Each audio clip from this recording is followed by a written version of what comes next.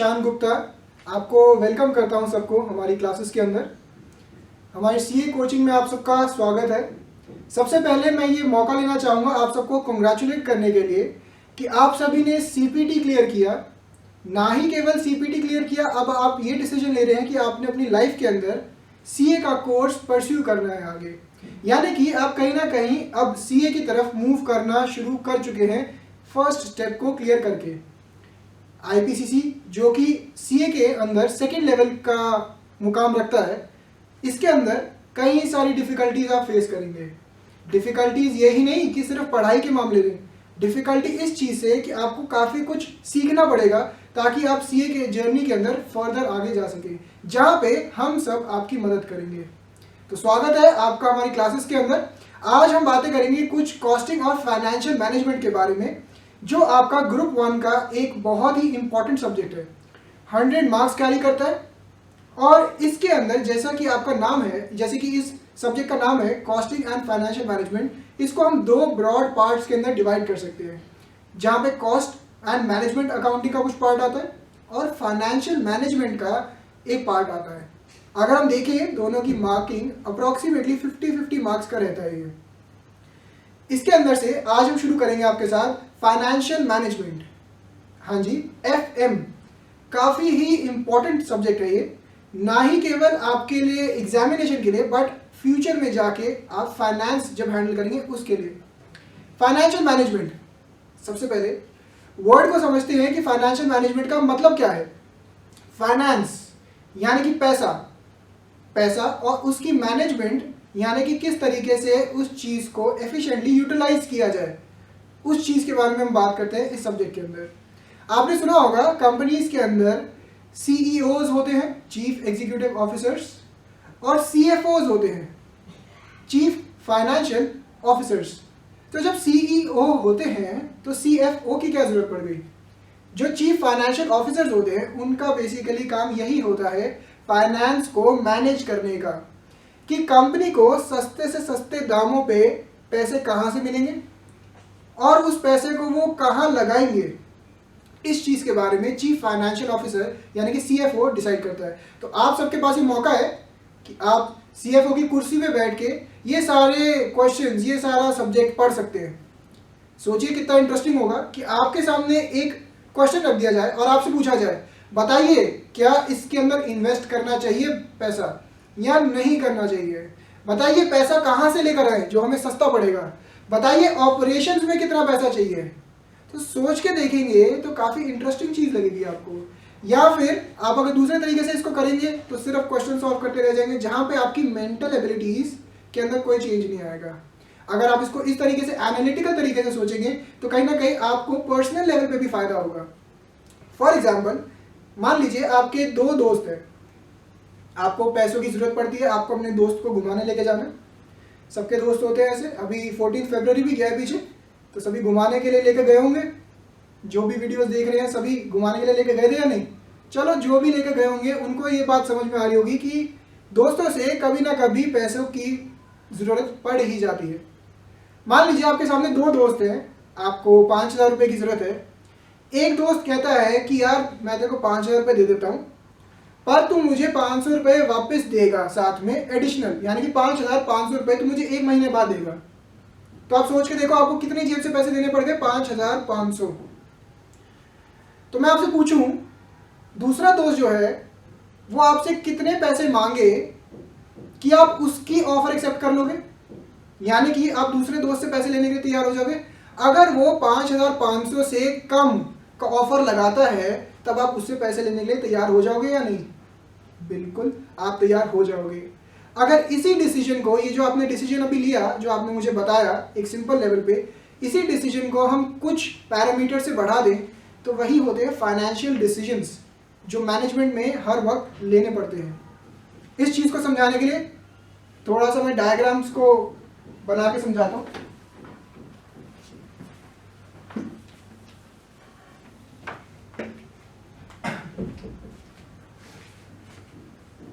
मान लीजिए आपके सामने एक कंपनी है,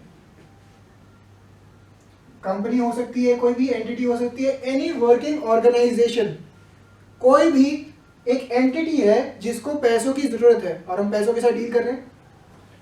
इनका मेन ऑब्जेक्टिव क्या होता है पैसों के साथ, फाइनेंस के साथ, कि कहां से पैसा लेकर आए और कहां पैसा लगाना चाहिए। ध्यान से देखना, एक एरो आ रहा है कि पैसा कहां से आना चाहिए और 2 एरो जा रहे हैं कि पैसा कहां पे लगाना चाहिए। हो सकता है कि ये जो पैसा आ रहा है आप डे टू डे कामों में लगाएं, यानी कि ऑपरेटिंग के कामों में लगाएं। ऑपरेशंस में कितना पैसा चाहिए उस चीज के बारे में। या फिर हो सकता है कि आपके पास लॉन्ग टर्म के प्रोजेक्ट्स हो जहां पे आप इस पैसे को लगा सकते हैं। जहां से पैसा आता है, यानी कि जहां से आपके पास फाइनेंस आ रहा है, उसके सोर्सेस क्या होने चाहिए। बेसिकली एक ये छोटा सा डायग्राम आपको समझाने के लिए कि फाइनेंशियल मैनेजमेंट में बेसिक चीजें क्या होती है। आपने कैश फ्लो स्टेटमेंट पढ़ा होगा 12th के अंदर। हर कॉमर्स स्टूडेंट का सबसे बढ़िया, सबसे फेवरेट टॉपिक होता है कैश फ्लो स्टेटमेंट। बस फर्क इतना होता है कि ये चीज समझ में नहीं आती। जैसे सलमान खान का एक डायलॉग है ना, कि मेरे बारे में इतना मत सोचना क्योंकि मैं दिल में आता हूँ, समझ में नहीं। कैश फ्लो भी कुछ ऐसा ही होता है, आपके समझ में नहीं आता कि क्या हो रहा है, कहाँ ऐड हो रहा है, कहाँ माइनस हो रहा है, पर बोर्ड्स के अंदर जाके हम उसको अटेम्प्ट जरूर कराते हैं। उसी तरीके से अगर हम ब्रॉडली देखें कैश फ्लो स्टेटमेंट के अंदर 3 एक्टिविटीज आती थी इसके अंदर, cash flow from operating activities, cash flow from investing activities, cash flow from financing activities. कहीं ना कहीं जो कैश फ्लो स्टेटमेंट है ये भी फाइनेंशियल मैनेजमेंट का पार्ट बनती है। ये भी हम आपके साथ स्टडी करेंगे कि कैश फ्लो स्टेटमेंट किस तरीके से बनती है। ये भी आपका आईपीसीसी का एक टॉपिक है। बट जो मेरा समझाने का मुद्दा है अभी वो ये है कि ये जो cash flow from operating activities होता है वो कहीं ना कहीं डे टू डे के काम से डील करता है। जो इन्वेस्टिंग है वो लॉन्ग टर्म चीजों से डील करता है।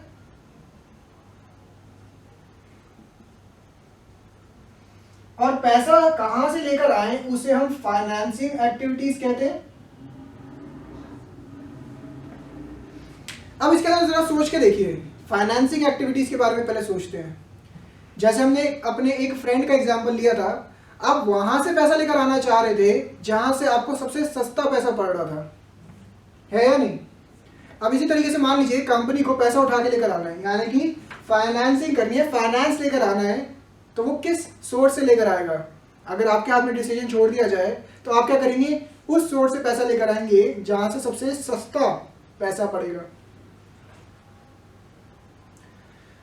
अब उसके बाद कई ऑप्शंस होते हैं, इक्विटी शेयर यानी कि ओनर्स के पैसे लेकर आए, प्रेफरेंस शेयर होल्डर जिनको एक फिक्स्ड अमाउंट ऑफ डिविडेंड देना होता है उनके पैसे लेकर आए, या फिर लोन डिबेंचर्स बाहर से उधार लेकर आए। हर एक का अपना एक कॉस्ट होता है, उसके बारे में हम पढ़ेंगे। जिसका सबसे सस्ता कॉस्ट उसका पैसा लेकर आएंगे हम। उसके अलावा भी फैक्टर्स इफेक्टिंग होते हैं, जैसे कि डिवेंचर या लोन लेकर आए उसके अंदर आपको ओनरशिप शेयर करने की जरूरत नहीं है, बट इक्विटी शेयर कैपिटल के अंदर ओनरशिप शेयर हो जाती है, यानी कि ओनरशिप डाइल्यूट हो जाती है। अदर फैक्टर्स इफेक्टिंग भी होंगे। साथ साथ में सोच के देखिए कि पैसा कहां से लेकर आना है, जहां से सबसे सस्ता पैसा है। उसके बाद कहां पे पैसा लगाना चाहिए, ऑपरेटिंग एक्टिविटीज या फिर इन्वेस्टिंग के अंदर। मान लीजिए मैं आपको कहता हूं कि अगले आने वाले 5 सालों के अंदर आपको बहुत सारा पैसा आएगा। आप कहते हो ये तो अच्छी बात है। मैं कहता हूं आज आपको 5 लाख रुपए लगाने हैं, आगे आने वाले सालों में 5 सालों के लिए आपके पास हर रोज हर साल 1,10,000 रुपए आएंगे। तो अगर आपको मैं कुछ नहीं सिखाता, आप कहोगे मेरे पास 5 सालों के अंदर 5,50,000 रुपए आ गए, और लगाए कितने मैंने, 5 लाख रुपए। कहीं ना कहीं देखने में फर्स्ट इंस्टेंस पे आपको लगता है कि हाँ यार ये तो बड़ी अच्छी चीज है, इसके अंदर पैसा इन्वेस्ट जरूर करना चाहिए। बट आपने फिर से वही बात कर दी, आपने एक स्टूडेंट के पॉइंट ऑफ व्यू से सोचा, एक सीएफओ के पॉइंट ऑफ व्यू से नहीं सोचा। जो 5 लाख रुपए आप लगाएंगे उस पर अपॉर्चुनिटी कॉस्ट जाएगी या नहीं, आपकी अपॉर्चुनिटी कॉस्ट बिल्कुल जाएगी। हो सकता है कि आप कहीं से उठा के लेकर आए हो, किसी सोर्स से पैसा लेकर आए हो, या फिर हो सकता है कि आपने उस पैसे को एफडी करवाने की बजाय यहाँ पे लगा दिया हो। अब सोच के देखिए, आप उसी पैसे 5 लाख रुपए की एफडी करवाते तो भी तो आपको इंटरेस्ट मिलता है हर साल का, वो आपकी अपॉर्चुनिटी कॉस्ट बनी या नहीं। तो इस प्रपोजल को, इस इन्वेस्टमेंट के प्रपोजल को किस तरीके से इवेल्युएट करना है, उस चीज़ को हम देखते हैं इन्वेस्टिंग डिसीजंस के अंदर। अलग अलग तरीके से करेंगे, एनपीवी से, आईआरआर से, मल्टीपल आईआरआर से, इन सारी चीज़ों से हम एक सीएफओ के पॉइंट ऑफ व्यू से देखेंगे कि हाँ, ये हमारी कंपनी के लिए प्रपोजल ठीक है या नहीं। सीएफओ। अब आ जाते हैं हम डे टू डे एक्टिविटीज के अंदर। ऑपरेटिंग, मान लीजिए आपके कोई भी काम होता है, तो कोई भी काम होता है उसके अंदर उधारी लेनी देनी चलती रहती है। जो उधार का पैसा आपने लिया है या फिर उधार का पैसा आपने दिया है, फॉर एग्जांपल आपने सेल किया, 1 लाख रुपए का सेल किया आपने, डेटर्स आपको 1-2 महीने बाद पैसे देके जाते हैं। मान लेते हैं 1 लाख रुपए की सेल की आपने, 2 महीने बाद आपके डेटर्स आपको पैसे देके जाते हैं। ठीक है चीज, आपके 2 महीने का इंटरेस्ट का लॉस हुआ या नहीं हुआ? वही 1 लाख रुपया अगर आप अपने बैंक में जमा करवा देते तो आपको कुछ परसेंटेज ऑफ इंटरेस्ट मिलता, जिसका आपको नुकसान हो गया। पॉइंट नंबर 1 यहाँ पे ध्यान रखना कि वो इंटरेस्ट है जिसका आपको नुकसान हो गया। अब आप क्या करते हो, आप कहते हो यार ये डे टू डे कामों के अंदर तो इतने का नुकसान हो गया इंटरेस्ट का मेरा, तो क्या करें? सीएफओ से पूछा जाता है, आपसे पूछा जाता है कि क्या करें। आप कहते हो डिस्काउंट ऑफर कर दो, डेटर्स को डिस्काउंट ऑफर करो कि आप अगर हमें 1 महीना पहले पेमेंट देके जाओगे तो हम आपको 1% का डिस्काउंट ऑफर करते हैं, यानी कि 1000 रुपये का डिस्काउंट ऑफर करते हैं। अब इस चीज को, सेकेंड सिचुएशन को इवेल्युएट किस तरीके से करना है ये देखना। आपका 2 महीने का इंटरेस्ट तो पहले भी नुकसान हो रहा था, बट अब सिर्फ 1 महीने के इंटरेस्ट का नुकसान हो रहा है। 1 महीने का इंटरेस्ट आप अर्न कर रहे हो। सेकेंडली, इसके अंदर से आप डिस्काउंट माइनस करोगे और देखोगे क्या ये सेकेंड सिचुएशन हमारी फर्स्ट सिचुएशन के हिसाब से ठीक है या नहीं। ये डे टू डे एक्टिविटीज के रिगार्डिंग हो गया। और सोच के देखें तो आपसे पूछा जाएगा यार वर्किंग कैपिटल के बारे में बताओ कि वर्किंग कैपिटल हमें कितना चाहिए होगा। वर्किंग कैपिटल सभी को अंदाजा होना चाहिए कि वर्किंग कैपिटल क्या होता है। वो कैपिटल जो आपके डे टू डे कामों को करने के लिए चाहिए होता है, debtors, creditors, work in progress, finished goods को मेंटेन करने के लिए जितना पैसा चाहिए होता है उसे कहते हैं वर्किंग कैपिटल। इन सब डिसीजंस को जब हम कंबाइन कर देते हैं तो कहीं ना कहीं सीएफओ का रोल कंप्लीट हो जाता है। इन द सेंस सीएफओ को यह भी देखना है कि पैसा सस्ते से सस्ता है, पैसा फ्री ना पड़ा हो, पैसा डे टू डे कामों में एफिशिएंटली यूटिलाइज हो, इन्वेस्टिंग एक्टिविटीज ढंग से हो। साथ ही साथ कहीं ना कहीं डिविडेंड पॉलिसीज भी आती हैं जो फिलहाल हम डिस्कस नहीं कर रहे, बट डिविडेंड के जो डिसीजंस होते हैं वो भी सीएफओ ही कहीं ना कहीं डिसाइड करता है। उसके क्या इफेक्ट्स होते हैं वो भी हम थोड़ा बहुत टॉपिक टच करके देखेंगे जब हम चैप्टर्स को डिस्कस करते हैं। फाइनेंशियल मैनेजमेंट के बारे में, इन्वेस्टिंग डिसीजंस के बारे में, वॉरेन बफेट के बारे में आप सबने सुना होगा। Mister Warren Buffett, one of the richest humans जो अमेरिका में रहते हैं, बहुत बड़े इन्वेस्टर हैं। इनका इंटरव्यू देख रहा था मैं एक बार, और इनके इंटरव्यू में काफ़ी इंटरेस्टिंग फैक्ट्स सामने आए जो मुझे काफ़ी एजुकेटिंग लगे। इन्होंने बताया कि अगर आपके पास आइडियल पैसा पड़ा हुआ है और आप उस पैसे को इन्वेस्ट नहीं करते तो कहीं ना कहीं कंपनी का नुकसान हो रहा है।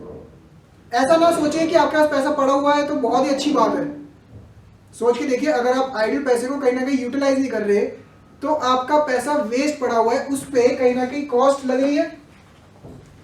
तो इन सारे फैक्टर्स को, और भी उनके कई इंटरव्यूज आते हैं, काफ़ी बड़े इन्वेस्टर हैं, उनके कई इंटरव्यूज आते हैं, उनसे कई चीज़ें सीखने को मिलती हैं। इन चीज़ों को हम डिस्कस करेंगे आने वाली क्लासेस के अंदर।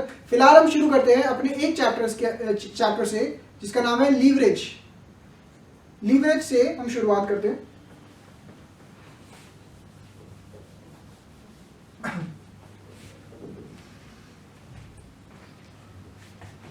चलो ये मान लेते हैं अभी हम नॉर्मल डिस्कशन कर रहे हैं। लीवरेज का बीच में अभी कोई कॉन्सेप्ट लेकर नहीं आऊंगा मैं। जितना आपने 12th 11th और सीपीटी के अंदर नॉलेज गेन की है उसके अकॉर्डिंग आप आंसर करने की कोशिश करना। पहला क्वेश्चन, जब हम सेल्स में से कॉस्ट को माइनस करते हैं तो हमारे पास क्या आता है?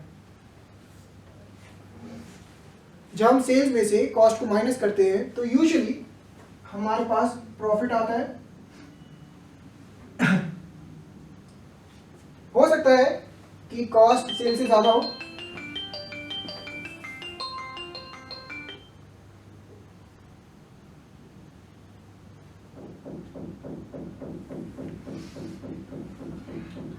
सकता है कि कॉस्ट सेल्स से ज्यादा हो, उस केस में लॉस हो जाएगा। बट अभी हम मान के चल रहे हैं कि मेजॉरिटी केसेस में हमारा प्रॉफिट आ रहा है, तो सेल्स में से जब हमने कॉस्ट माइनस की तो हमारा प्रॉफिट आ गया।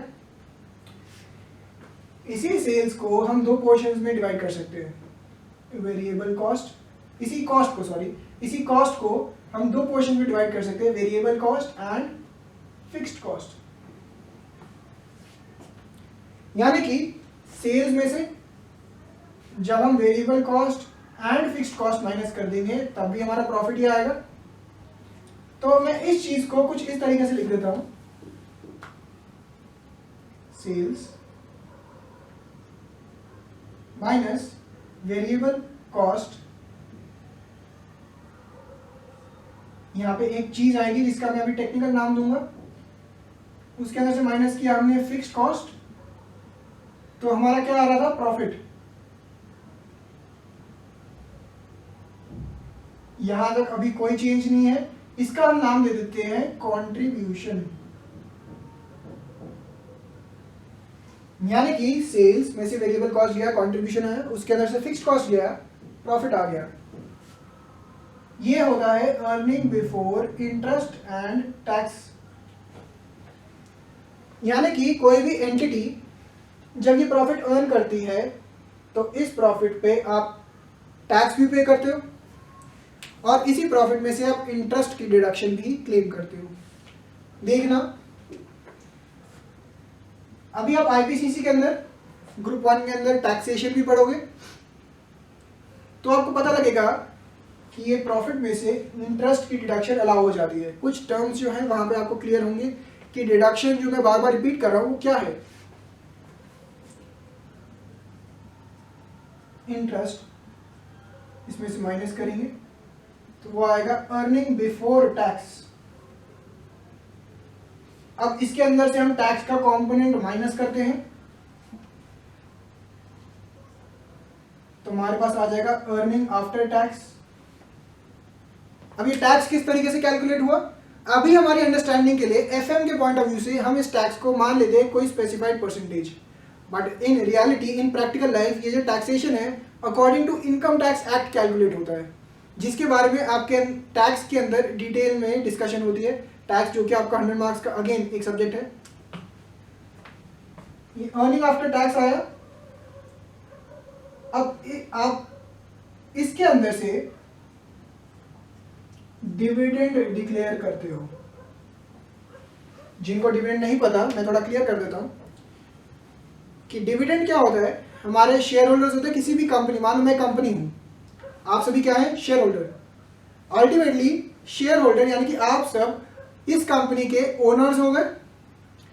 जो भी मैं प्रॉफिट कमा रहा हूं आफ्टर टैक्स पेइंग वो कहीं ना कहीं मुझे आप ही को देना है, क्योंकि आप ही का पैसा है, मेरा तो कुछ नहीं है, मैं तो कंपनी हूं, आर्टिफिशियल पर्सन हूं।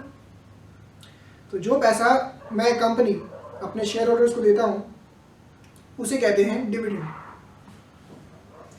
अब यहां पे हमने डिविडेंड की बात की तो दो तरीके के शेयर होल्डर्स होते हैं, एक प्रेफरेंस शेयर होल्डर और एक इक्विटी शेयर होल्डर। जो प्रेफरेंस शेयर होल्डर होते हैं उनका कुछ इस तरीके से हिसाब होता है कि चाहे कंपनी यानी कि मुझे कुछ फायदा हो रहा है या नहीं हो रहा है, उनको उनका डिविडेंड मिलेगा ही मिलेगा। यानी कि इसके अंदर से प्रेफरेंस शेयर डिविडेंड सबसे पहले माइनस होगा। मान लो प्रेफरेंस शेयर होल्डर क्या हो गए? बड़े भाई। कुछ भी आता है घर के अंदर तो सबसे पहले बड़ा भाई को तो खाना ही खाना है, चाहे आपको मिले चाहे ना मिले। तो प्रेफरेंस शेयर होल्डर हो गए बड़े भाई। इनको डिविडेंड मिलेगा ही मिलेगा, चाहे इक्विटी शेयर होल्डर को कुछ मिले या ना मिले।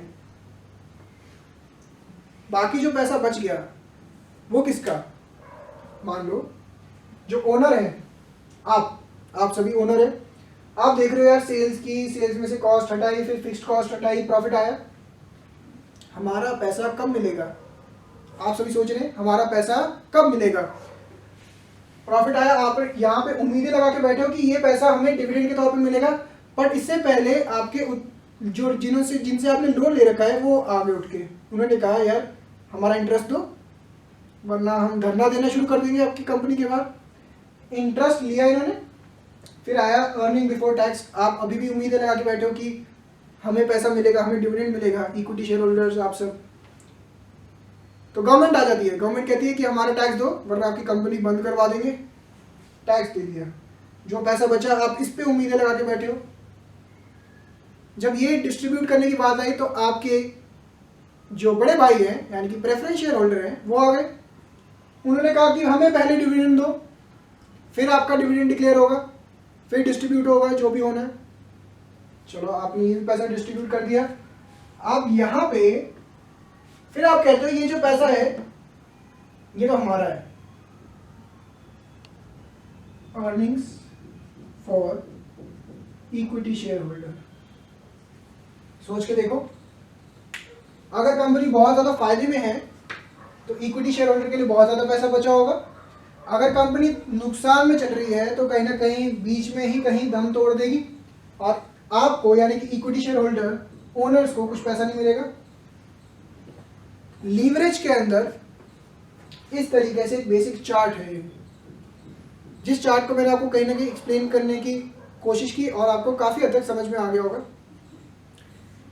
जो लीवरेज होता है उसके अंदर हम ये स्टडी करते हैं कि इन सिचुएशंस के अंदर एक दूसरे के साथ इंटरलिंकेज कितनी है। फॉर एग्जाम्पल मान लीजिए मैं आप सभी सीएफओ से पूछता हूं, क्या मुझे ये बात बता, आज तो 10 लाख रुपए सेल है, बट आने वाले टाइम में हम सोच रहे 15 लाख रुपए सेल हो जाएगी।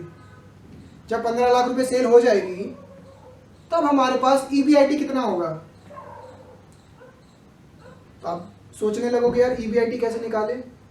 मैं बोलता चलो ईबीआईटी छोड़ो, ये बताओ कि ईबीटी कितना होगा, अर्निंग बिफोर टैक्स कितना होगा और सरकार को कितना टैक्स पे करना है।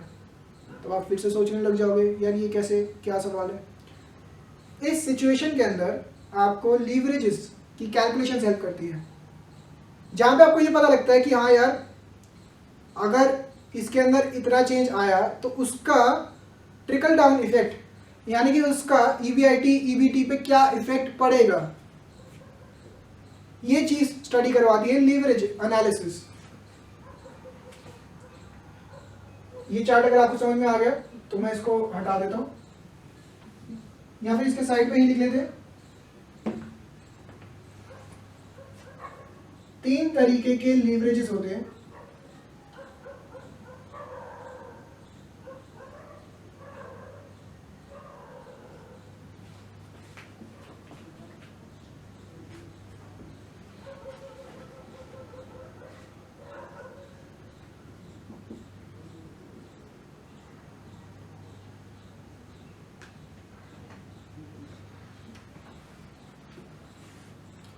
इस तरीके से 3 लीवरेजेस की कैलकुलेशंस होती हैं और तीनों का कहीं ना कहीं सिग्निफिकेंस भी अलग होता है। ऑपरेटिंग कहीं ना कहीं इनका रिलेशन दिखाती है, फाइनेंसिंग या फाइनेंशियल लीवरेज जो है कहीं ना कहीं इनका रिलेशन दिखाती है, और जो कंबाइंड लीवरेज है वो ये रिलेशन दिखाती है। ध्यान से देखना, कुछ एरोज मैंने बनाए हैं, इनके फॉर्मूलाज वगैरह मैं लिखवाता हूं। इसके अंदर अभी हम बात कर रहे थे ऑपरेटिंग लीवरेज, इसके कुछ फॉर्मूलाज होते हैं, ये लिखना। पहले मैं हटा देता हूं।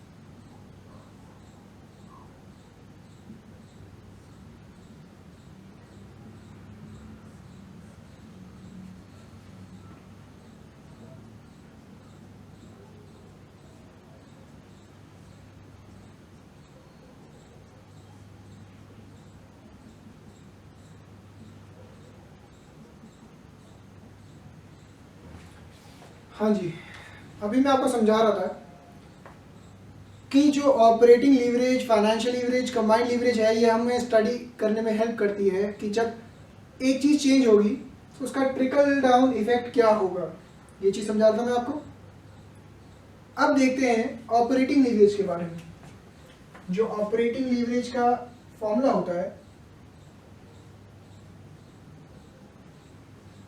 वो होता है percentage change in EBIT divided by percentage change in sales।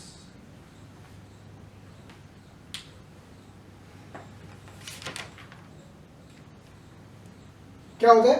Percentage change in EBIT divided by percentage change in sales. यानी कि इसमें कितना चेंज आया उसको परसेंटेज के टर्म्स में एक्सप्रेस करो, इसमें कितना चेंज आया उसको परसेंटेज चेंज में परसेंटेज के टर्म्स में एक्सप्रेस करो, इन दोनों को डिवाइड करो और एक आपके पास न्यूमेरिकल वैल्यू आ जाएगी। मान लेते हैं 2। तो इस चीज का 2 का सिग्निफिकेंस क्या होता है? इसका ये सिग्निफिकेंस होता है कि अगर आप 1 रुपए से सेल्स को बढ़ाओगे, 1 रुपए से सेल्स को बढ़ाओगे तो आपका जो EBIT है वो 2 रुपए से यानी कि 2 गुना यानी कि 2 टाइम्स बढ़ जाएगा। 1 लाख से बढ़ाओगे तो ये कितने से बढ़ेगा? 2 लाख से। मेरा कहने का मतलब ये था कि अगर आपकी सेल्स के अंदर चेंज आता है 1 रुपये का, या फिर यहां पे चेंज आता है फॉर एग्जांपल मान लो 100% से, तो यहाँ पे जो चेंज आएगा वो 200% से आएगा। यानी कि अगर आपकी सेल्स यहाँ पे थी 1 लाख रुपीस तो कितनी हो गई वो 2 लाख रुपीस। यहाँ पे अगर आपका EBIT था 50,000 तो वो हो जाएगा 1,50,000। कुछ इस तरीके से इन इफेक्ट्स को ये एक्सप्लेन करता है।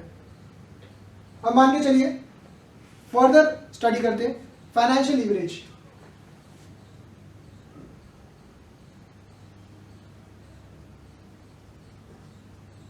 is equal to percentage change in EBT divided by percentage change in EBIT। यानी कि ये रिलेशन दिखा रहा है इसके अंदर कितना चेंज आया और इसके अंदर कितना चेंज आया परसेंटेज के टर्म्स के अंदर। अब यहाँ पे क्या एक्सप्रेस होता है टर्म? मान लो ये भी 2 है, तो अगर इस चीज के अंदर 100% चेंज आया है तो यहाँ पे कितना परसेंट चेंज होगा?